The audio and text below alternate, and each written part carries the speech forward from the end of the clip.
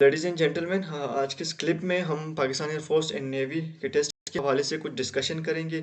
और हमारे जो डिस्कशन का एजेंडा होगा वो मैथमेटिक्स के पोर्शन पे होगा। एज यू नो कि आपके टेस्ट में मैथमेटिक्स का पोर्शन काफ़ी ज़्यादा होता है, तो उसको क्रैक करना इंतहाई ही ज़रूरी है अगर आपने टेस्ट में कामयाबी हासिल करनी है।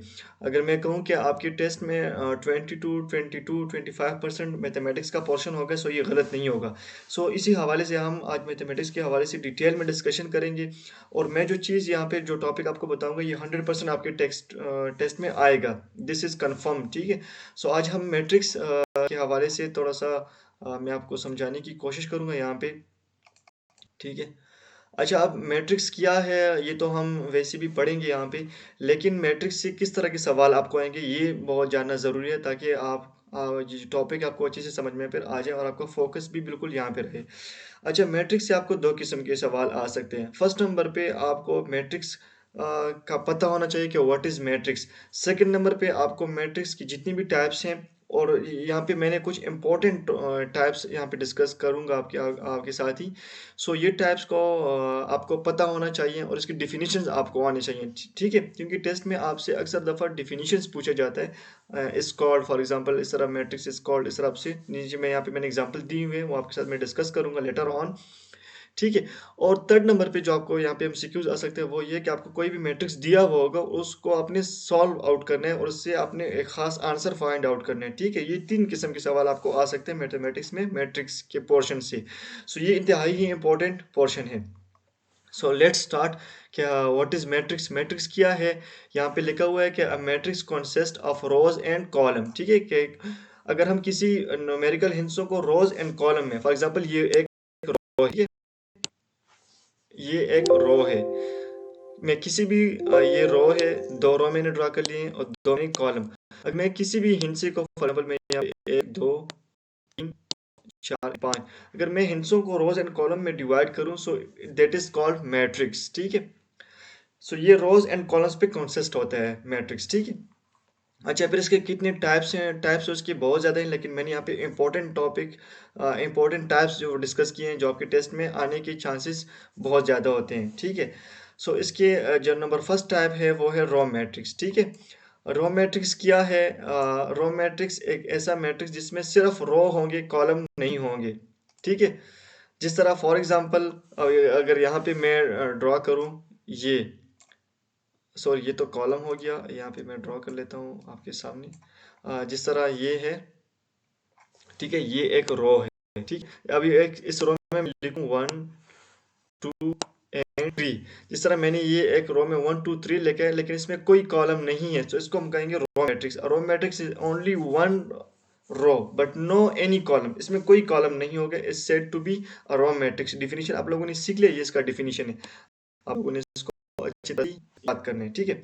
एग्जाम्पल में अगर हम यहाँ पे पढ़ लें, तो 1 -2 एंड 4, इसमें कोई आप देख रहे हैं कॉलम नहीं है, सिर्फ रो में कुछ हिंसी लिखी हुई है, so it is called row matrix. Same as it is अगर हम कॉलम मैट्रिक्स में नीचे यहाँ पे जाएं, so what is column matrix? Column matrix में क्या है? ये बिल्कुल रो मैट्रिक्स के अपोजिट है, ठीक है। सो यहाँ पे अगर मैं कॉलम मैट्रिक्स में डिस्कस करूँ, ऐसा मैट्रिक्स जिसमें सिर्फ कॉलम हो, कोई रो ना हो, सो इसको हम कहेंगे कॉलम मैट्रिक्स। जिस तरह फॉर एग्जांपल यहाँ पे मैंने लिखा है 1 2 एंड 3, और इसको मैंने जरा कॉलम में बंद कर दिया, सो इसमें आप देखें कोई रो नहीं है।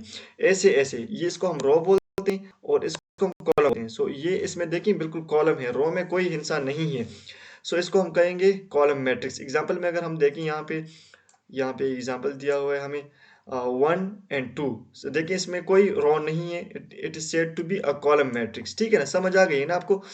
अच्छा, हम नीचे टॉपिक की तरफ मूव करते हैं, जीरो और नल मैट्रिक्स, ठीक है। लेट मी रिमूव इट ताकि आपको अच्छे से समझ में आ जाए। यहाँ पे मैं थोड़ा सा पेन का कलर यहाँ पे चेंज कर लेता हूँ ताकि आप लोगों को अच्छे से समझ में आ जाए, ठीक है। अच्छा, व्हाट इज जीरो और नल मैट्रिक्स? जीरो और नल मैट्रिक्स क्या है कि कोई भी मैट्रिक्स जिसमें इसके तमाम एलिमेंट्स जीरो हों, मतलब कोई वैल्यू जीरो से इंक्रीज वाली वैल्यू ना हो। फॉर एग्जांपल मैं अगर यहाँ पे लिखूँ ऐसे 0 0 एंड 0, इसमें मेरे सारे वैल्यू जीरो हैं, सो इसको हम कहेंगे जीरो और नल मैट्रिक्स, ठीक है, जिसके तमाम वैल्यू जीरो, जैसे हम यहाँ पे एग्जांपल में दिया हुआ है, इसमें सारे वैल्यू वैल्यू जितनी भी है वो जीरो है, सो इसको हम जीरो और नल मैट्रिक्स कहते हैं, ठीक है, ये दोनों नाम अपने याद रखने हैं, एक ये नाम और एक ये, ज़ीरो और नल दोनों कह सकते हैं इसको। अच्छा, यहाँ पे सबसे इम्पोर्टेंट जो ये है square matrix, what is square matrix, ठीक है? इसकी डेफिनिशंस आपको याद होनी चाहिए क्योंकि डेफिनिशन से अक्सर दफ़ा आपको एमसीक्यूज़ आ सकते हैं, ओके? सो स्क्वायर मैट्रिक्स ऐसे मैट्रिक्स को कहते हैं जिसमें यहाँ पे आप डेफिनिशंस खुद भी रीड आउट कर सकते हैं, ये इसका डेफिनिशंस है, लेकिन मैं थोड़ा-सा आपको समझा देता हूँ, ये इसका डेफिनिशन है, ठीक है? ऐसे मैट्रिक्स जिसमें रोज़ एंड कॉलम्स की जो तादाद होती है वो इक्वल हो, ठीक है? जिस तरह अभी हम देखें यहाँ पे 1 रो, 2 रो एंड 2 कॉलम ये हमारे पास, ठीक है? सो ये हमारे पास इसके जो number of rows and column है इट इज़ इक्वल, ठीक है? जिस तरह 1, 2 इस तरह जो मेरे पास रोज़ एंड कॉलम्स हैं दैट इज़ इक्वल नंबर। सो इसको हम कहेंगे, ठीक है? यहाँ पे मैं थोड़ा-सा ड्रॉ कर लेता हूँ आपको।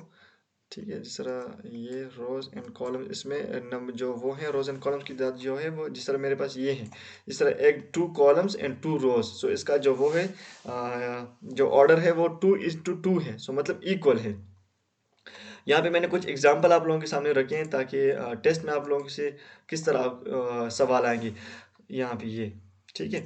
Horizontal arrange elements in a matrix is called column, ठीक है? हॉरिजॉन्टल किसको कहते हैं? ये इस तरह हम वर्टिकल है, जैसे ये वर्टिकल है, ये हॉरिजॉन्टल। अगर हॉरिजॉन्टल में कोई वैल्यू आपको दी हुई हो तो उसको हम कहेंगे रो मैट्रिक्स, ठीक है? ये हमारा बी नंबर का आंसर जो है वो correct है।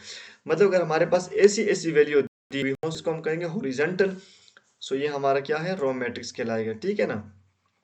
सो इसी तरह से सेम एज इट इज आपको टेस्ट में भी वो आएंगे, एमसीक्यू इस तरह के आएंगे। सेकंड नंबर पे देखते हैं ये वाला, ये इसको हम रीड आउट करते हैं। If a matrix is equal number of rows and column then it is said to be, कहते हैं अगर ऐसा मैट्रिक्स जिसमें रो एंड कॉलम की तादाद इक्वल हो, सो इसको हम क्या कहेंगे? इसको हम कहेंगे स्क्वायर मैट्रिक्स।